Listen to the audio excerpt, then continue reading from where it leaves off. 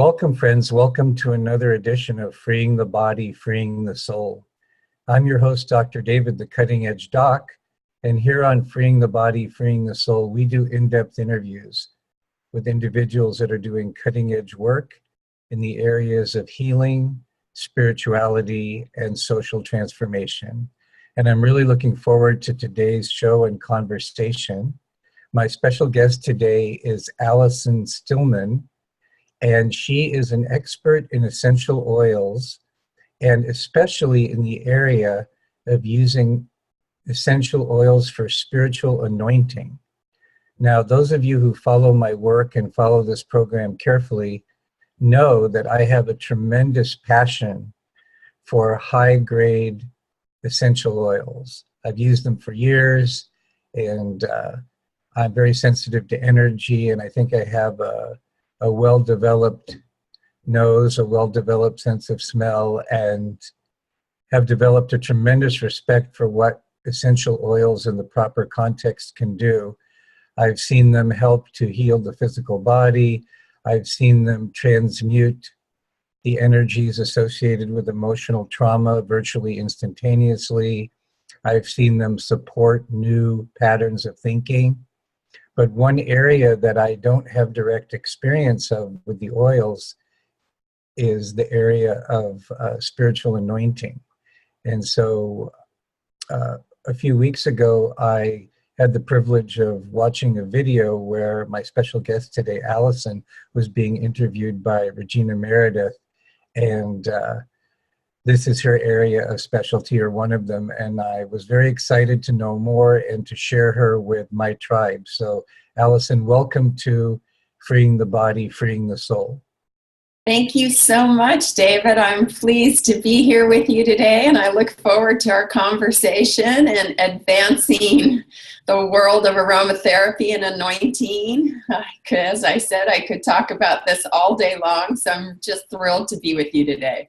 Well, thank you. So we have about 75 minutes, and the usual pattern that seems to work well, and I don't want to impose this on you, but if it feels good to you, if you've listened to some of the other interviews, I like to take maybe the first 20, 25 minutes of the time to give our viewers and listeners a chance to really get to know you, so that they can bond with you and connect with you, so that when we talk about your work, it's in a context of your journey and your being that I think empowers both the conversation and also the listening of the listener. And so if that's okay with you, I'd like to turn the first part of the interview over to you pretty much, and just give you a chance in a purposeful way, understanding what the point of it is, to tell your story and to kind of bring us up to present time, and then we'll get into more details about your current work. And as I mentioned, I'd like to make sure we have plenty of time to focus on the area of spiritual anointing. So if that's okay, let me just turn it over to you.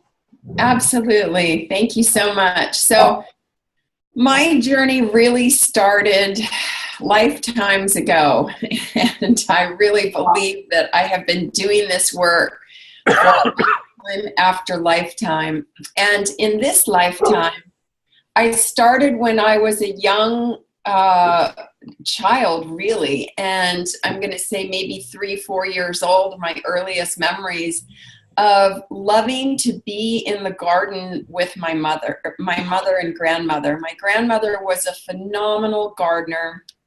She had an incredible garden filled with roses and citrus trees and flowers, and that was my happy place. I loved being in the garden. I loved smelling her roses, the neroli in the springtime when it was blooming, and that became my sanctuary.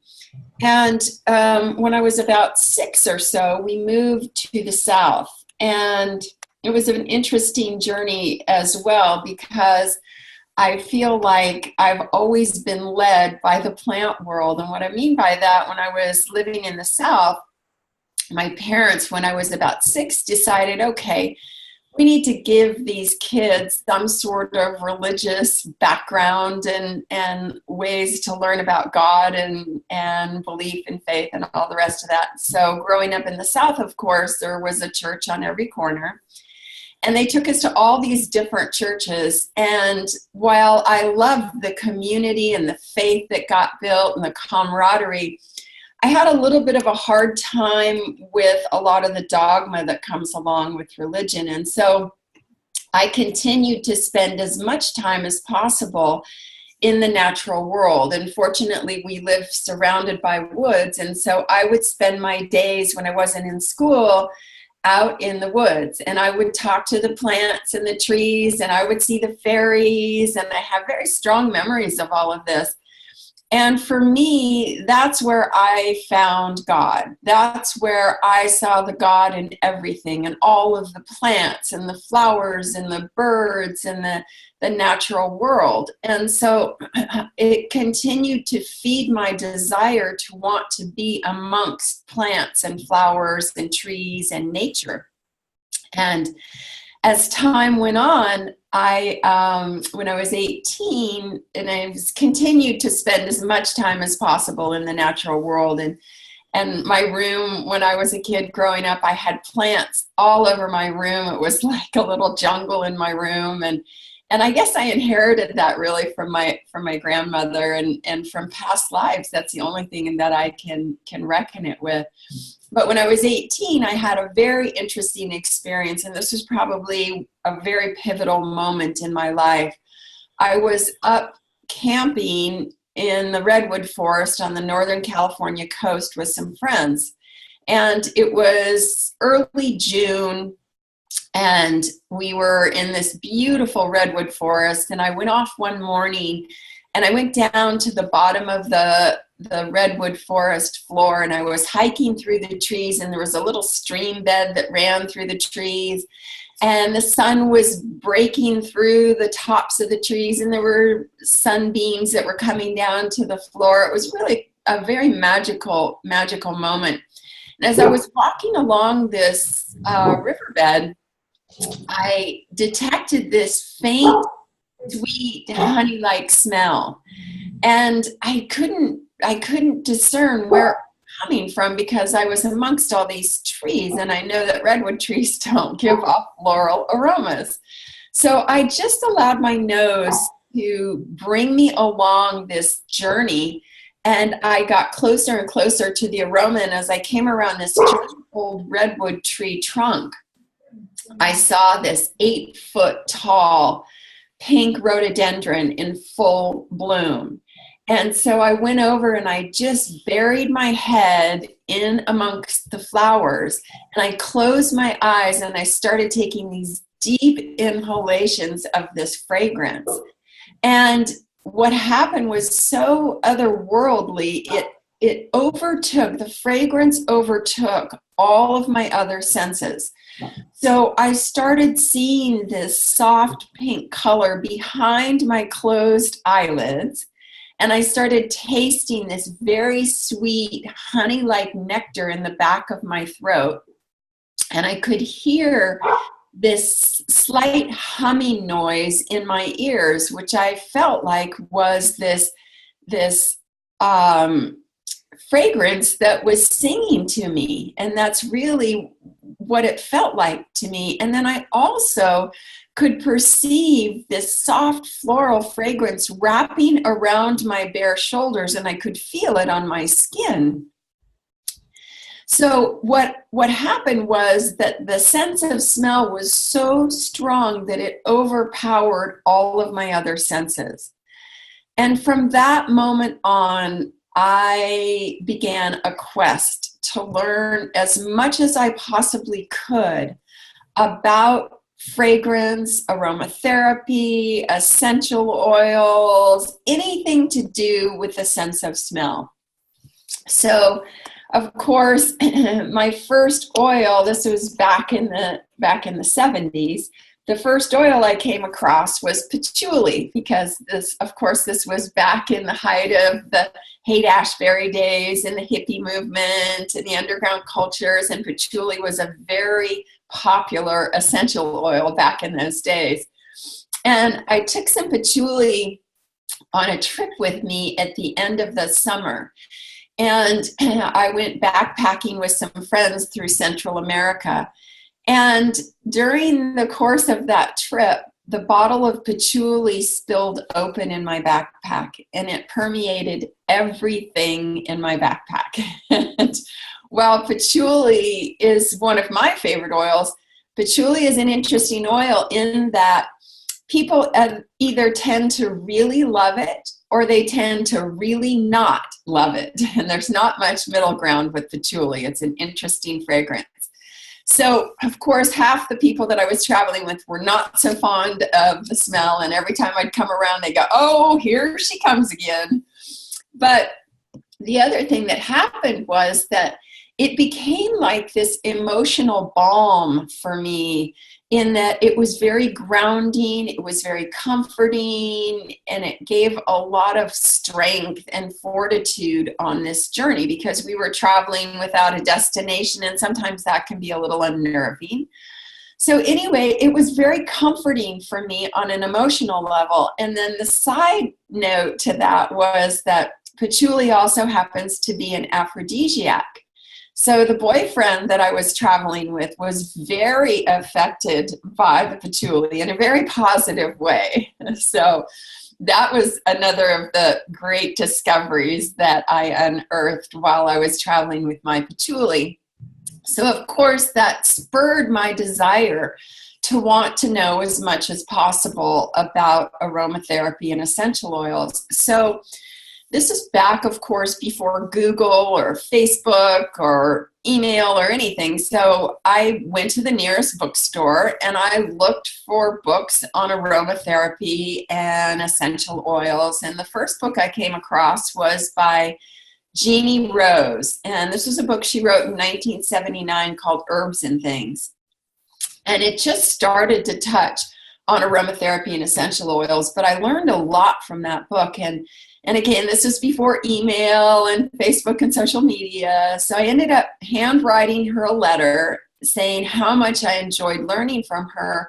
And I would really love to learn more. How could I be a part of a class? And she said, well, organize the class and I'll come to Santa Barbara, which is where I was living at the time. So she came and she taught a class about aromatherapy. And I learned so much from her that I begged her to come back because I wanted to learn about distillation. So she came back again at the end of the summer, and we did a lavender distillation. There's a lavender farm up in Buellton, and we went and harvested lavender. And it was, again, an incredible day of learning for me. And I was just hooked. That was it for me. I said, okay, this is my path. This is so familiar. This is my comfort zone. This is my church. This is my God. This is my source. And I want to know everything about it that I can. So, of course, what happened was all this synchronicity started to happen in my life. And I found myself at a party.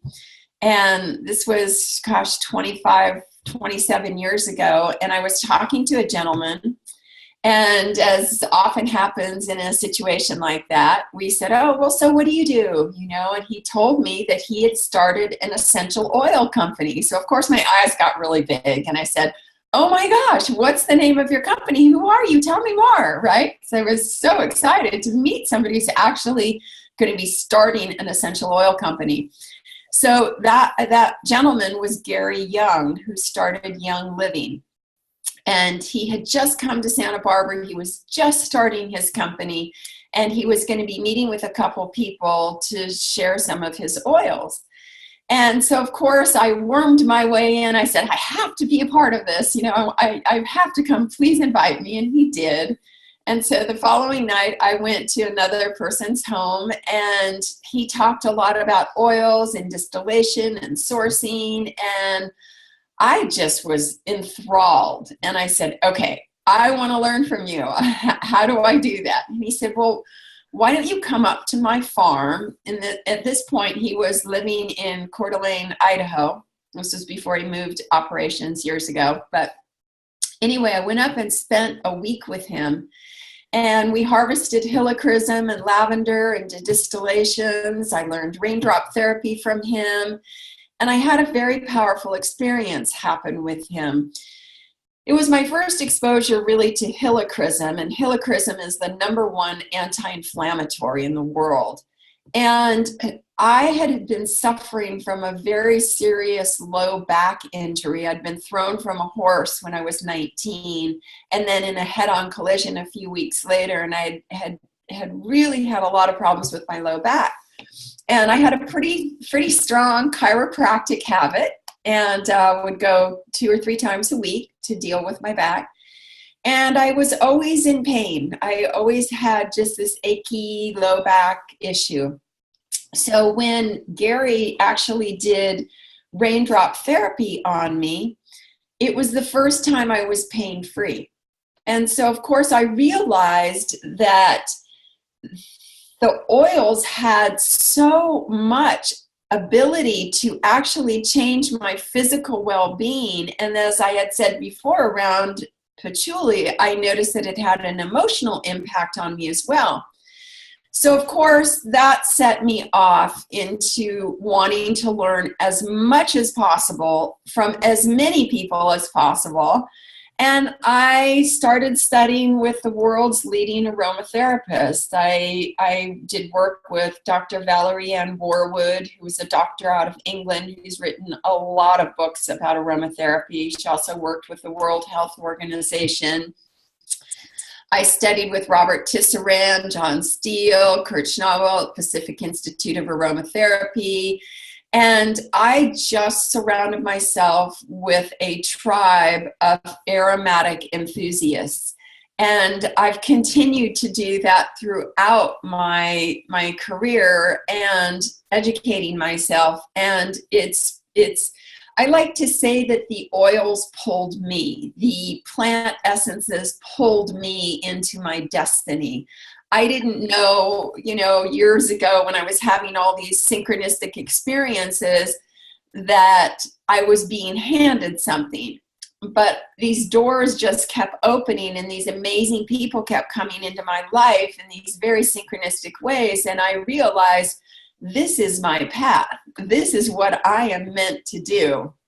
And then, of course, probably the penultimate experience for me was when I was studying with Valerie Warwood, and this really opened up and clarified what my path with aromatherapy truly was. I was in a classroom with her, and there were probably 75 people in that classroom. And she brought out some pure Omani frankincense, and it was the first time of really smelling true Omani frankincense. And I had this experience as I was inhaling of this essential oil where I was no longer in the classroom and I was transported back to the crucifixion. And I was at the foot of the cross and I was watching Jesus be crucified. And I was with all the disciples and I was on this hill and I could see the village down below and it was arid and dry and very, very real. And I'm not quite sure how long I was in the experience, but when I had an awareness of being back in the classroom again, there were quite a few people gathered around me. I guess I was in the experience for a while, enough for them to be a little bit concerned. And this woman had her hand on my arm and she said, "Are you okay?" And the first words that came out of my mouth were, "I want to do anointing work." And she said, "What is that?" And I said, "I don't know. I'm not sure why I said that," right? So I bought some frankincense from Valerie and I started using frankincense in my meditations. And I've been a meditator since I was 15. I have a very strong meditation practice, but using the frankincense took it to a whole new level.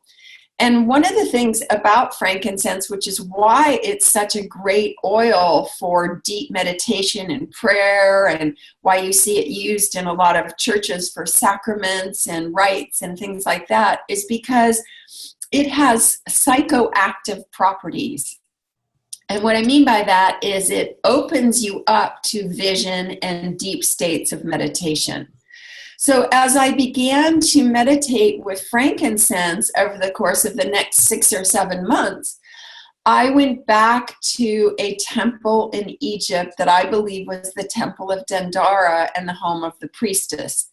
And I was shown this work, this body of anointing work, this rite of passage work that was done in the temples of Egypt to mark great transitions and transformations for people in their lives. Things like initiation into the temple as a young priestess, or ordination or coronation, or marriage ceremonies or last rite ceremonies. And so I learned this work from those visions, and I realized I was really being given something. And so I started just experimenting and putting friends and family on my table and doing exactly what they had shown me. And people started having such dramatic changes and shifts and transformations in their life that I knew this was an incredible gift that I was to bring into the world again. And that's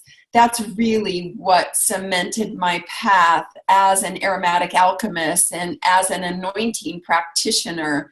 And that's what the basis of my book, The Sacred Art of Anointing, is all about. Because when I started trying to do some research about this ancient work, there was absolutely nothing written other than what was in the Bible.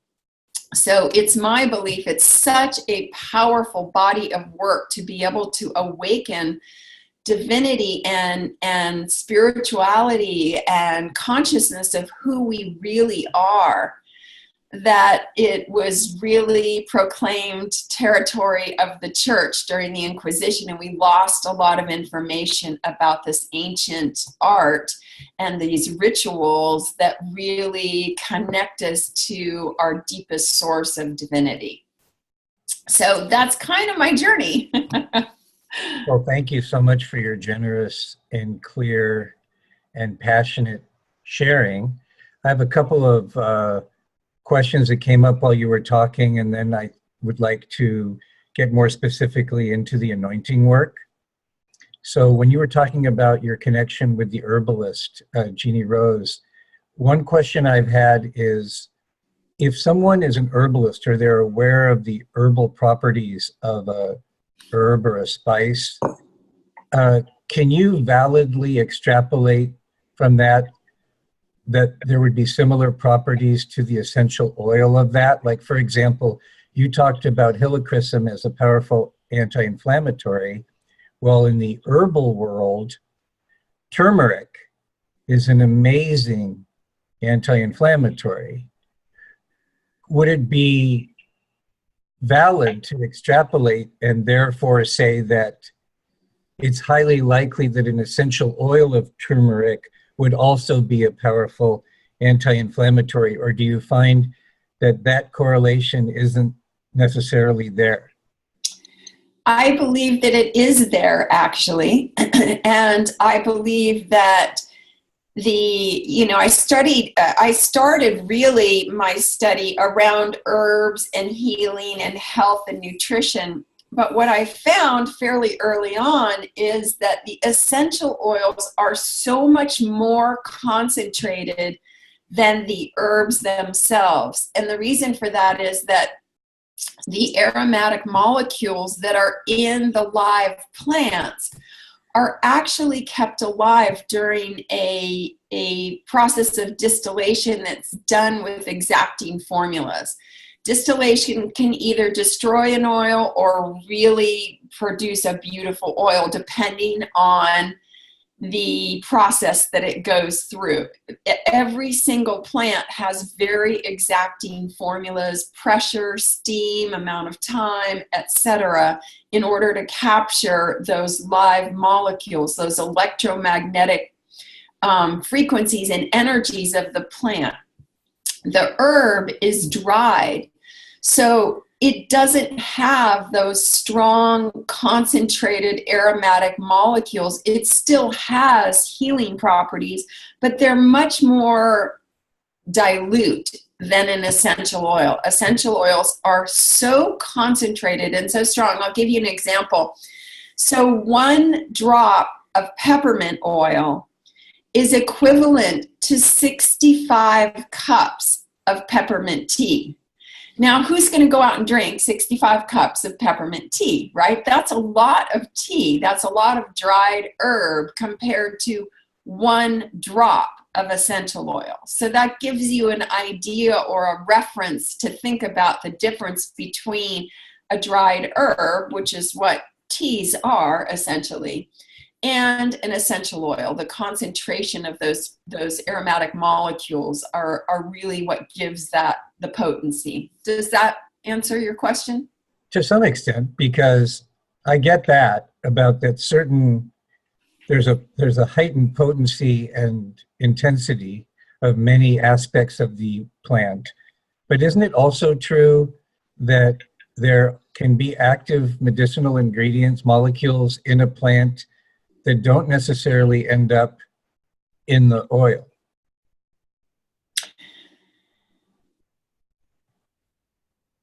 You know, yes and no. Or a different way of saying that would be, as a clinician, wouldn't there still be times, if you had access to essential oils and herbs, wouldn't there be times when you would still go sometimes with an herb, because not all of the active molecules in a dried herb will necessarily end up being present in the final product of the essential oil? I think that not all of the molecules will end up in the essential oil because the plant has both oil soluble molecules and water soluble molecules, right? So in the process of steam distillation, you're going to get the oil, but you're also going to get what's called a hydrosol. So in the process of steam distillation, the steam comes up, breaks apart the plant, takes up the water soluble and the oil molecules through a condenser, comes down into a catch pot, and the oil and water don't mix. So the oil floats to the top, you get your essential oil, but that leftover water has a lot of water-soluble molecules. It's called a hydrosol, and that's a really fabulous way to get all of the properties from that plant in both the oil and the hydrosol. And so hydrosols are really, I love hydrosols because I can take a squirt of, let's say, a neroli hydrosol or an organic rose hydrosol, and I'll put a squirt in my glass of water, and I can take it internally, and I drink it internally. So depending on what the oil is, now turmeric I think would be a fabulous hydrosol to be drinking and taking internally, right? As well as using externally the turmeric essential oil. And that way you're getting all of the molecules from the plant. So that sounds great. So I'm aware that this kind of segues into my other question, and that is, for people who are not as familiar with essential oils as we are, I think it's important to address the issue of quality of the oils. That if you go down to your health food store and you just buy an oil, chances are it's not the quality of oils we're talking about. That there's a tremendous variation in grade and purity and the location and the quality of the soil and the consciousness of the harvester and the timing and the type of distillation, and that many people have had non-satisfactory experiences with essential oils and have just decided it's not for them, when really what's happened is that they haven't had high enough quality oils. And then the other thought that came up to me as you were talking just now is that a lot of the companies that are fairly well known that produce very high quality essential oils don't produce a lot of hydrosols for sale. And so that may be a niche that you or someone else could provide that could really round out the power of what's available with essential oils. Yes, that's a good point.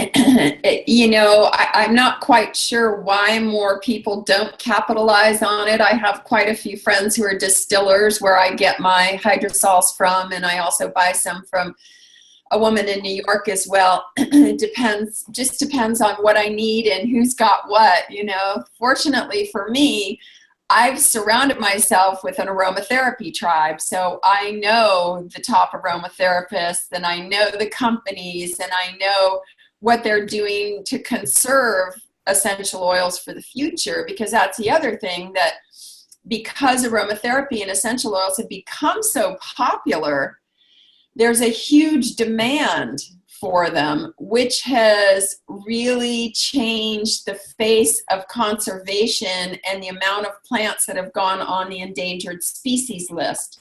So I also think what's really important is to be supportive of companies that are actually doing something to preserve the future of essential oils. So there are a few companies that are actually starting to work with a lot of indigenous people around the world and empower them to create an economy for themselves and build their village up by conserving these plants and starting farms and plantations where they're actually growing the plants and protecting them and harvesting and distilling. And they're getting paid to do that. So it's bringing a lot of resource to the villagers, but it's also keeping the availability of essential oils for the future, because we're walking a very interesting line right now between demand and supply. It's changed significantly in the last 10 years. Yes, and I'm sure for both of us, that's been a big consideration in terms of choosing where we put our dollars. And one thing that would be useful to me, and I think probably to a lot of my tribe, would be if you have, regarding the hydrosols, since that's an area that I don't have as much information about, so my tribe wouldn't have that already. If you have access to sources for hydrosols that you trust, if you can get them to me sometime soon, we can put them in the show notes. Yes, I'm happy to do that. Great. Yeah, happy to. So that's exciting about the idea that between the essential oil and the hydrosol, we're probably getting, in a very concentrated way, the important aspects of the dried herb or the dried spice. I think, especially with people today having issues with digestion, and that this can help to bypass digestion to a large extent. It can be helpful. Absolutely. Absolutely. And I don't recommend anyone taking essential oils internally. I think that we have to be very, very careful in this country about recommending and prescribing and talking about how essential oils work, because the FDA and the AMA are really watching the world of aromatherapy. And so I'm very cautious when I introduce essential oils or talk about them in the way that I talk about them. And I would never recommend taking them internally, but I would recommend taking hydrosols internally. So, although there are some companies where the authorities have actually approved some of the essential oils for internal use. I just think it's a good idea to not take essential oils internally as a basis of recommendation. As people become much more educated and experienced using essential oils, there may be a time where I would say that's not true. There are times when I have taken them internally for pretty severe conditions. But as a general rule, I do not recommend taking them internally. I think the hydrosol is a much better way to go. And I can understand that recommendation from a couple of points of view. One is many people are not taking super high quality oils. Right. And the other thing is that a lot of people have a consciousness of more is better. And Yes. and in my experience, I do take certain essential oils internally, but I know what I'm doing, and the quality is very high, and the dosages are very low. Yes. And the typical Westerner consumer very often can get themselves in trouble thinking that, well, if one drop is great, 8 are better. Yes, exactly. And there are certain oils where you can get yourself in big trouble if you don't know what you're doing. But I also don't want to, I'm also not comfortable in terms of my own position. I'm not comfortable with, for myself, with the almost absolute nature of your position about not taking them, not recommending them at all, because I've gotten so much benefit. But I do understand probably where you're coming from and the importance of doing no harm and of preserving the availability of essential oils for the consumer. So I think I understand where you're coming from. Well, I just see what a fine line all forms of complementary medicine walk in this country. I understand. There's just been so much that's happened, especially in the last 5 years with complementary medicine and people who talk about complementary medicine and holistic doctors and things that I really want to protect the availability. So I think what you said is so important, that the whole, more is better. You know, if one's great, then 10 will be even better. But that's not true. Like I was saying earlier, 1 drop of peppermint is the equivalent of 65 cups of peppermint tea. Nobody's going to drink 65 cups of peppermint tea, right? And I also see it also even in terms of topical applications. There are times when it's much better to, in terms of the efficacy of what you're trying to accomplish. Sometimes when you're doing topical applications, you're much better off putting the drop or 2 of the essential oil into a carrier oil rather than using it straight or neat. And it'll get in more slowly over time. For sensitive skin, there's a lot of advantages. And so even in topical applications, I think people can be in this mind space where they overdo it as well. Or even in diffusing, even in a diffuser, I've seen on the internet, I've seen recommended formulas of, 8 drops of this, 6 drops of that, 7 drops of this. And, maybe I'm weird, but for me, I'm sensitive enough that 2 drops of this, 1 drop of this, and 1 drop of that is fine for me. So I think it's easy because, thank God, it's not regulated now, that you don't need a prescription, that you don't need to be an MD to get them. There can be a casual approach or a cavalier approach that, number 1, can get you in trouble, and number 2, it doesn't honor the spirit of the plant in such a way that the deeper secrets of the plant will start to reveal itself to you and commune with you. So there is a lot of education, obviously, that needs to happen, because the consumer could be going, 1 drop? Yeah, 1 drop. And yes. Yeah. Yes. And, I like to say that what you just said, that education is so important. And as people, as your listeners and viewers are sitting there going, well, yeah, I've been doing it for a while. I feel like I know what I'm doing. Yeah. And there is a lot of research that's coming out more and more all the time. And I'll tell you the truth, I've been studying essential oils for lifetimes, but in this lifetime, at least 40 years. And I know the tip of the iceberg of what there is to know about aromatherapy and essential oils.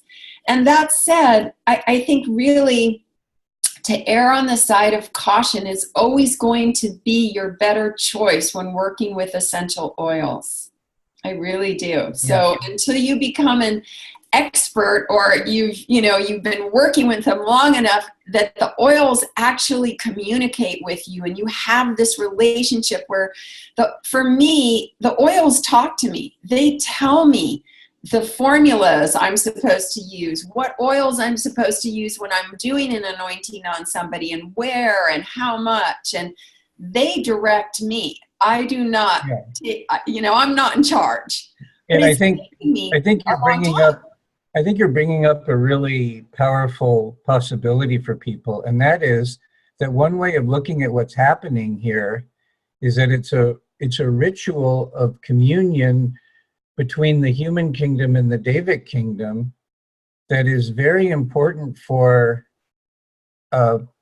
planetary healing, very important for the upgrading of our genetic expression. I think it's much bigger than most people have opened themselves up to. And I think an attitude of humility and curiosity and a quiet mind and an open heart can go a long way. Your story almost reminds me very much of the journey of Edward Besch, who is known for the Besch or Bach flower remedies. And he was a medical doctor, then he became a homeopath. He became more and more of an empath, more and more of an intuitive. He got to the point where he was so energetically sensitive, he needed to move away from the city. He moved out to the country, and all of a sudden these plants and flowers started talking to him. And out of that developed the system of the Besch or Bach flower remedies. It sounds like you have gone through a very similar type of dynamic in relation to essential oils that he did with flower remedies. I think that's really true. Like I was saying, when I was a kid, my sanctuary, my church was in the natural world. And one of the things that I had a hard time with when I was going to all these different churches is the notion that God's in heaven and we fell from grace and we're separate. Maybe one day we might actually get to be in union with the divine again. Because when I was out in nature and I was with the plants, I saw God in everything. It was everywhere. It was in the little butterfly that floated by. It was in the plant. It was in the tree. And so that notion that we were ever separate from source never sat right with me. And I think we are moving into this place as a species where we have to become more aware of community and unity and working in union with all species, and that we're not the superior species. We're just another species on the planet. And that if we want to survive, we have to take care of each other, all species, and that we are all one, and that God's in everything and everyone. And so once you come to that recognition, and certainly the essential oils in the world of aromatherapy and the plant world has brought me to that place. But I think once you come to that place, then you're in communion and you talk to the lavender. It tells you when to harvest, or, the helichrysum, when to pick the helichrysum and when to distill it. And you develop that relationship. I mean, I'm convinced, you mentioned Gary Young earlier, and I think he has a real gift for how he formulates blends. And, I haven't had to talk to him personally like you have, but I would bet every penny I have in the world that he formulates his blends along the lines we're talking about. He's not, I mean, it's not that he hasn't read the books, but he's not getting his formulas from a formula. No. No. Definitely not. Okay, so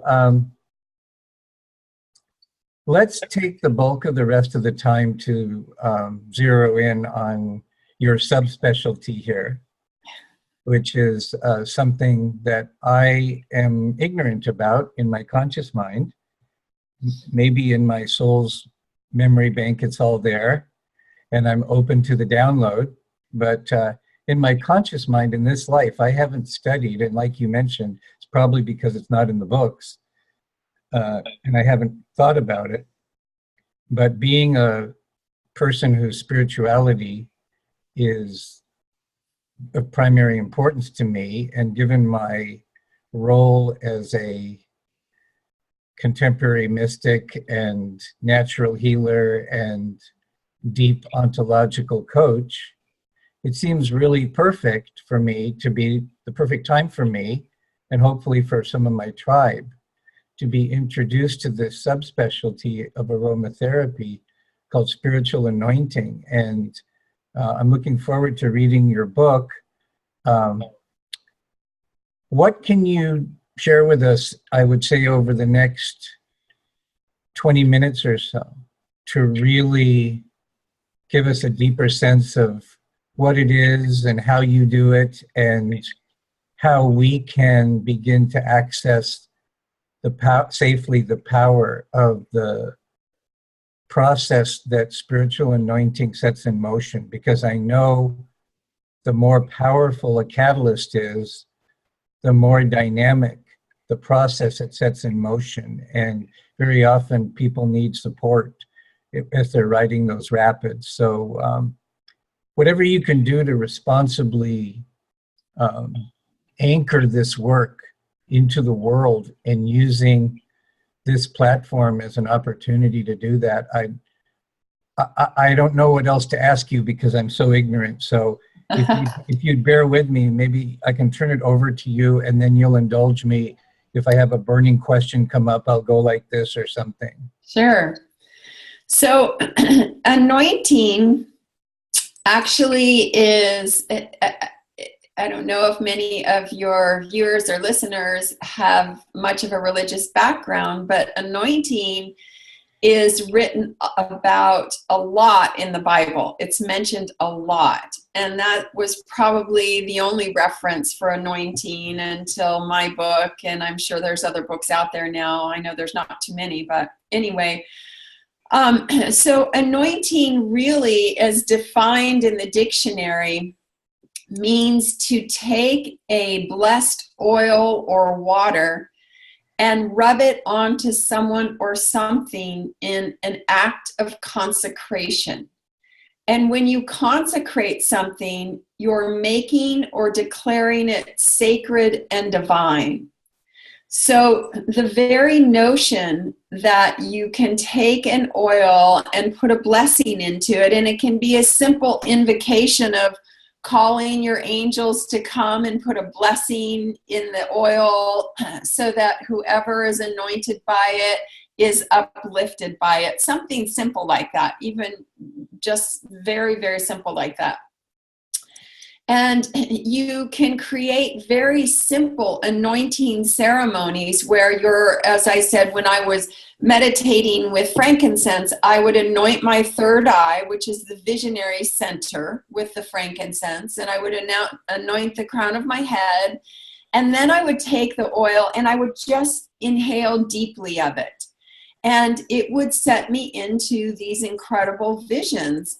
And so just that simple act of anointing myself, I am consecrating myself. So I am saying, I am sacred, I am divine.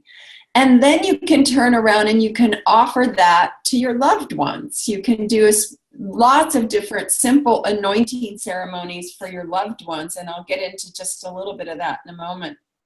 So that's really the definition of it.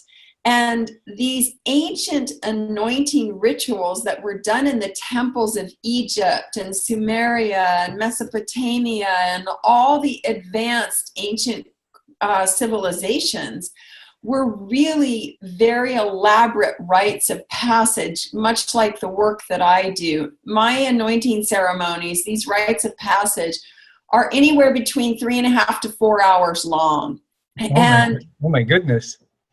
It really is a rite of passage. They've come from all over the world over the last 25 years when they're ready to let go of old parts of themselves and really step forward into a new level of expression of who they really are. And so what I've learned about the work that I do is that it's the most efficient way I've ever come across to get old patterns and paradigms and programs that no longer serve you out of the body.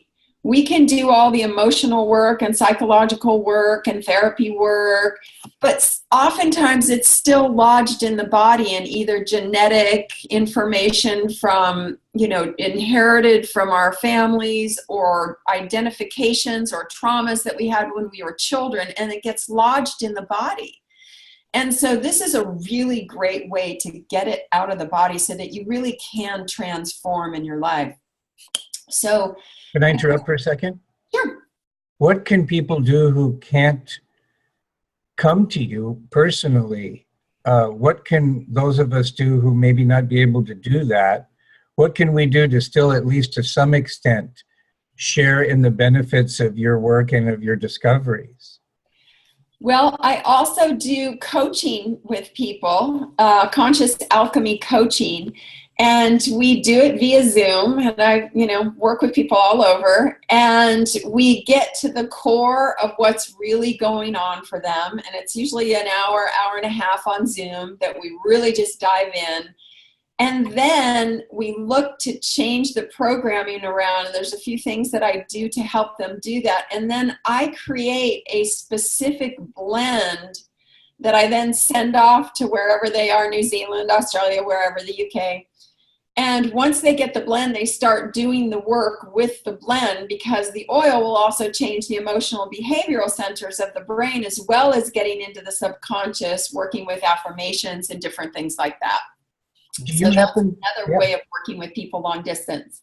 That's great. Do you happen to know how your work compares and contrasts with the work of Dr. Benjamin Purkis and the aroma freedom technique?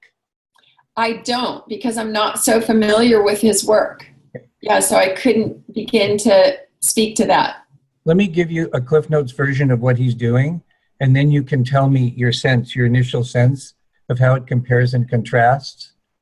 So what he does is he has someone focus on something that they've been wanting for a while, that there's some block there, and he'll have them say it, and then he'll have them rate from 1 to 10 how believable that sounds to them. And then he'll have them, as he has them say that, he'll have them listen for the limiting thoughts that goal brings up. Like maybe your goal is to have wonderful financial abundance while you're following your heart's desire. And it's something you've wanted and it's not happening. And so you say that, and then you listen for the limiting voice that comes up. And maybe the limiting voice that comes up is something like, well, yeah, maybe that would be possible if people were more conscious, but people are really asleep. And so you make note of the limiting thought, and then the next step is to focus on the feeling that's correlated with that thought. And then the next step after that is to focus on where you feel that in your body right now, and to tune into that. And then once you're calibrated into that, then he has you take a special blend of oils that he's found really helpful for this. You put a drop in your hand, you rub it together, you breathe in a couple times pretty deep while you are being with that body sensation. And that is kind of the alchemical catalyst that allows things to start shifting. And then sometimes that lifts it up, sometimes it takes it part of the way, whatever. And then there are other oils and oil blends that he uses if some deep sadness is coming up, or if some irritation is coming up, or you might go to an earlier similar event where you felt the same way. And eventually, through the combination of the focus and of the particular frequencies of the oils, it starts to unravel. And then And then you go back to your original statement and it seems more believable. And at that point, you come up with an affirmation and a power pose and some other oils that can catalyze the affirmation. And so he's working with the oils basically on a psychological level where you're focusing on something that you want. It's bringing up the blockages. You go into the feelings, you somaticize it. If you need to, you follow a chain back of earlier similar times you felt the same way. You work with the oils to alchemize what's happening, and very often there's a tremendous opening and people feel a lot better. And so, he doesn't claim that to be spiritually based, although you could make an argument for it. His background is as a licensed psychologist, and he was a lover of oils, and this protocol came to him and the oils to use came to him, and a lot of people are getting a lot of benefit. So I'm familiar with that. So that's sort of the Cliff Notes version of that. So with that as a reference point, maybe you can speak to how your work might have some similarities and how it might have some differences to say something like that. It sounds a little similar. I tend to be a little bit more direct and a little faster, and I like to customize the blend for each individual because everyone's different. So there's not one particular blend that I say, oh, everyone should use this because this will help you. I think it's much more individual than that. And I kind of cut to the chase. I don't go through quite such roundabout way. So, it may be similar, but I think it's also very different because we come from different perspectives, So when you say cut to the chase, how do you do that? I'm very gifted at asking the right questions because I've been doing this for a really long time. It's very similar to the work that I do when somebody comes for a anointing session with me, and I just know the questions to ask to get to the core issues. I know what the core issues are, so I just go straight for that. I let them talk and tell their story, but I go straight because I can see, I just have been doing this for so long. It's so intuitive for me. So I know the questions to get them to their core issues right away. So are you asking the questions because the questions are coming to you to ask so that you can clarify it, or you already got it and the questions are more for them? Correct. Okay. I get it pretty quick and I want them to get it. So I lead them through my questioning so that they actually have a realization of what, and it'll be something like somebody will say, oh my God, I haven't even thought of that since I was a little girl. Oh, I never even knew that was there. Oh, I never knew that was happening, or, whatever it is. People are always surprised when it pops up. But once I see it, it's like, oh, okay, so now I know what to ask. So what happened when you were 5? What happened with your parents? That kind of thing. Okay, so it sounds like the main differences are that you're taking a more active role, maybe, and then he would be, and you're customizing the blends. Mm-hmm. Yeah. And then you talked about when people come to see you in person, it's like 3-4 hours, but here you can chunk it down into like hour and a half. Is that, so someone would have a series of those? Most people have their core issues that they want to get through. They have a desired outcome. And what I've found with this coaching and even the anointing sessions too, is that sometimes it's just you just need one session. You've got this stumbling block and you can't get to it and you need some help and you need perspective, and then sometimes people come and have sessions with me 3 times in a year. And then sometimes people come and I never see them again. And, 10 years later, they say, well, don't you remember you told me this? And I never remember it because I'm in a completely altered state. I don't remember what I say to people, but they always come back and they say, oh my gosh, this happened exactly like you said. Or gosh, I had one client who, this was a few months ago, who was really unhappy in her job, and she, we got down to what her ideal job was to work for an environmental organization as director of marketing, and she wanted to make a certain amount of money per month. And we did a session, and 1 month later she got her dream job. So she didn't need to see me again, right? She got what she wanted. So yeah. Now, I'm always interested when I come across a innovation that has tremendous value. I'm always interested in facilitating the dissemination of that innovation, kind of as a disruptive technology, as a force in society. It sounds like your work is predicated on some unique gifts that you have. Is it challenging to train other people to do this because of that? Yes and no. I think people are brought to this work by their soul, and if they get their heads out of the way, the soul will have the connection, and the oils will make you more intuitive the more you use them. And so I just tell people, just start using them. They're going to start working with you, and you will develop your intuition, and the only difference between me and anyone else is just time. That's it, right? Do you have any kind of formal structured training program, or do you mentor people one-on-one who feel really drawn to get good at what you're doing?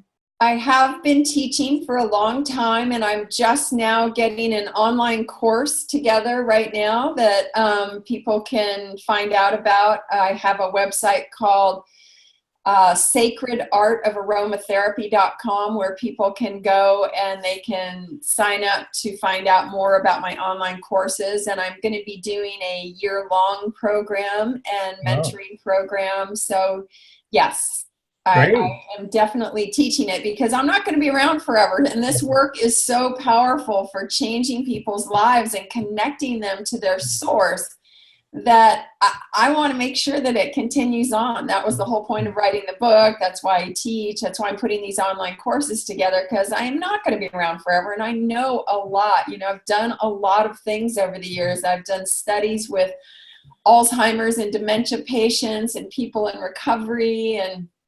And I know a lot on how to help people. And I would love to just share a little bit too, for people who are just starting out using oils in this more sacred spiritual way of anointing, that you can create beautiful anointing ceremonies for yourself and your loved ones, because it's an incredible way to really anchor people in the truth of who they are. And more, we're seeing lots of people leaving the planet. So even to be able to anoint somebody as they're leaving their body is an incredible gift.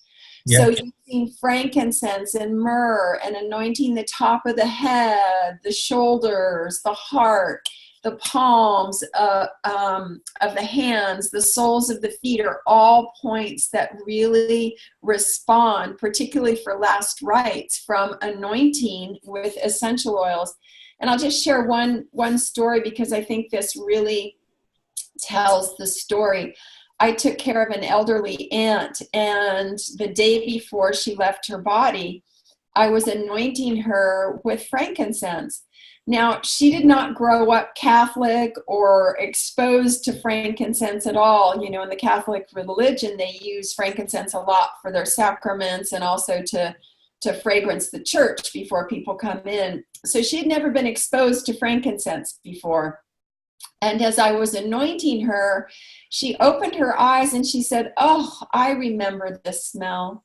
Now, she'd never smelled frankincense before in this life, but she remembered it. Her soul remembered it. We've been using these oils for thousands of years. Our souls have a direct memory of this. And so being able to anoint your loved ones that are leaving their body with frankincense is a gift that we can give each other and our families and our loved ones to ease their transition, right? That's just one example of a simple anointing that we can do for our loved ones. Another thought I had in relation to this theme of facilitating getting your work out there, making it more accessible and affordable, I was thinking about whether any of your teaching or mentoring could be done in a group context. But then when you mentioned how you customize your blends for each person, I thought that might make that difficult. I do lots of group classes. I work with a lot of transformational leaders. I come in and I teach them about anointing and self-care with essential oils. I've taught workshops all over for lots and lots of people. And it's not so much that like the coaching or the individual anointing, it's really more about oils and oils you can use and combining oils and simple anointing ceremonies for yourself or your loved ones, right? The elaborate anointing work that I do is not something you're going to learn in a weekend. Sure. But you're starting a year-long mentoring program. I am. Exciting. Yeah, you and I are probably similar in age, and I totally hear you about wanting to have an impact beyond your current incarnation. I'm 61. I went through my second Saturn return about 2 years ago, and more and more I'm thinking about these kinds of issues and reorganizing my priorities along the lines because, we don't know what's going to happen tomorrow. No, we don't. The world is in such a crazy place right now. One of the projects I'm doing along those lines right now is I'm working with a longtime friend and student of mine on this because my material is so dispersed. In other words, if someone wanted to really understand my work, right now they'd have to be very motivated and skilled to go deeply into scores and scores of videos and audios and writings and thousands of posts and everything. And, it's a rare person that's willing and able to do that. So the project that I'm working on right now is I'm working on it'll probably end up being about 12 to 14 hours. We're doing 12 to 14 hours of video interviews with me. And the purposes of this video is such that if someone didn't do any of that other stuff and they just had the 12 to 14 hours of this, that they would have an understanding of my journey and of my work and how they connect and have it put in a context that helps them appreciate it from what was happening historically. And so all of this is being driven by, I think, a similar motivation that you're going through of wanting to not have whatever harvest of my life, to not have that disappear with the disappearance of my physical body, and to have whatever lineage I'm a part of, to have that continuing on in a vital way that people can access. So I think I really deeply understand what's moving in you right now, and I really appreciate it. Yeah. Well, and I just, like I said, I've had so many experiences that are very life-changing that could really help other people. For example, I did this year-long study with residents in a convalescent care center that all had Alzheimer's and dementia. And it came from the experience that I worked with my aunt for quite a long time with, because she had the advanced stages of Parkinson's where they get very delusional. And I used oils to bring her back to awareness so I could ask her pertinent questions. And so I went to the director after she passed. I said, I'd love to do, it started out as a 6-week study with these Alzheimer's and dementia residents. And I just want to see if we can't help mitigate some of their symptoms. And of course, I fell in love with them all. So I ended up staying for a year working with them. But it was a fascinating study. And I learned how powerful the oils are to help these populations that, a lot of people don't know what to do with their elders that are suffering from Alzheimer's and dementia. And essential oils can really help bring them back into presence and awareness and calm their agitated moods and their sense of being lost or their combativeness or their sundowning. And the oils can keep them in this calm, relaxed state and elevated, happy, emotional states just by simply smelling the oils. And even though, interestingly, that population, most of them have lost their sense of smell. However, they still have the effect of the fragrance in their brain, in their both the emotional center, behavioral center, but more importantly, the amygdala, which stores long-term memory. And so I would have these residents smell certain oils and they go, oh my gosh, I remember 55 years ago when I got married, and I remember the bouquets that were on the table. I mean, they haven't thought of these things for 55 years, and they smell an oil even though they can't smell it, and they have these memories come back. So what a gift to be able to use essential oils for that population, and to be able to help people deal with the elderly population, because the rise in Alzheimer's is going through the roof, and we're all going to deal with it on one level or another. So I want to share that with people. I think it would be good, given your last sharing, that we put in a medical disclaimer right now, that you and I are not claiming, asserting, implying that essential oils diagnose, treat, or mitigate any diseases. That we are presenting them here in the context of promoting health, promoting increased balance, increased awareness, increased harmony, increased peace. And I think it's a very important thing to do, because I want to tie that comment back to maybe what we talked about a half an hour, 40 minutes ago, about the environment in which natural health care is being delivered, at least in the United States right now, that we don't want to get into a fight with the authorities. We want to have a parallel universe of wellness promotion.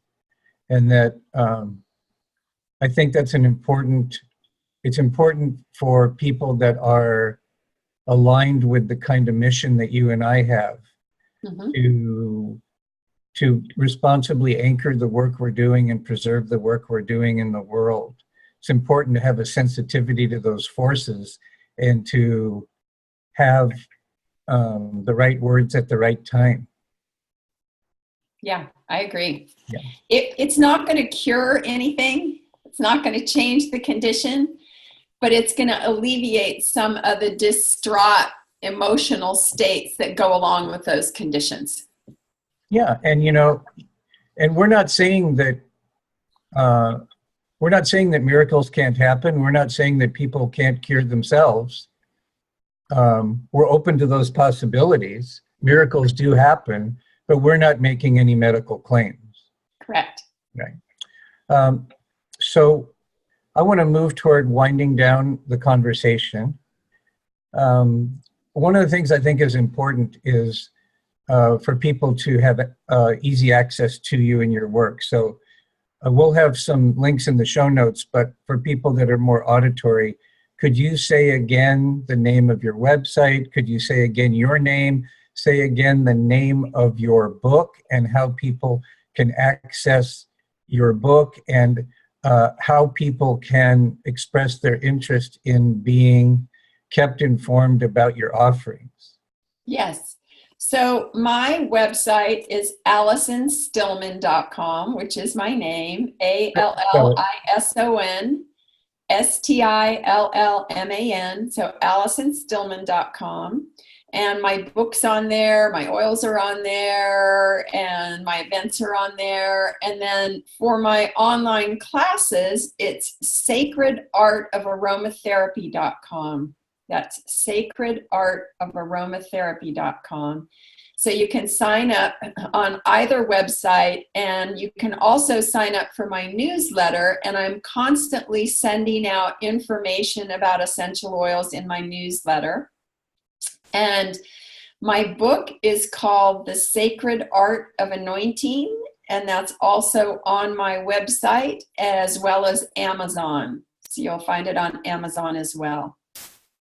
if someone like myself that has a fairly large sphere of influence would be interested in exposing their tribe to you, are you open to like doing some kind of online Zoom event for a group? Absolutely. Okay. Yep. One thing I want to go back to, you mentioned it just once, but we didn't go into it at all, is you mentioned that you make your own blends. Now, does that mean that you actually are the one connected with the growers, or does that mean that you just have different companies that you trust and you buy their single ones and then you put them together? What do you mean when you say you make your own blends? So both of those things. I buy from growers and distillers. So I buy single oils from them, and I source oils from a lot of growers and distillers. And because I have strong relationships for many years. And then I also buy from doTERRA, which I really love their conservation efforts and the purity of their oils. I really like them as a company. And I create my own blends from the single oils that I buy from those sources, because I really spent a long time sourcing the best quality oils because of the work that I do. I want it to be as impactful as possible. So I want really high quality oils. And then I've made blends for the different energy centers of the body, as well as a respiratory blend, an anti-inflammatory blend. So I only have a few blends. I was never really interested in becoming an essential oil company, right? There's lots of them out there, but I've had enough clients over the years that say, oh, please, could you make, your blends are so beautiful, can we please buy them? So I've made a few that have been available to the public. Those are on my website as well. And those blends are combinations of singles from these different companies. Correct. Okay, in the proportions that you were taught or shown. Correct. Okay. And the oils tell me. Right, that's what I mean. Yeah. Okay. Well, this has been a delightful conversation. I want to give you the last word if there's anything you want to say in closing, or if there's anything that, just totally didn't register on my radar that you want to say, or anything you want to say in closing, and then I'll just close out the show. Well, I would just like to thank everybody for taking the time to show up and listen today, and encourage everyone that is viewing us or listening to us to honor these precious resources, these incredible concentrated plant essences, because as you use them more, they are going to become allies for incredible health and well-being in all areas of your life. So I encourage you to go deeper. I encourage you to educate yourself as much as possible and surround yourself with a tribe of aromatic lovers so that you can learn from each other. And eventually you're going to establish a really deep connected relationship with these plant essences, and they will be your allies for life. They will really change your life. Well, thank you. Ladies and gentlemen, you've been listening to another edition of Freeing the Body, Freeing the Soul. I'm your host, Dr. David, the Cutting Edge Doc. And here on Freeing the Body, Freeing the Soul, we do in-depth interviews with individuals that are doing cutting edge work in the areas of healing, spirituality, and social transformation. My special guest today has been Allison Stillman, very passionate, very wise woman who channels that passion through her love and work with essential oils, with a special focus on spiritual anointing. And so until next time, we'll close with love and peace. Bye for now.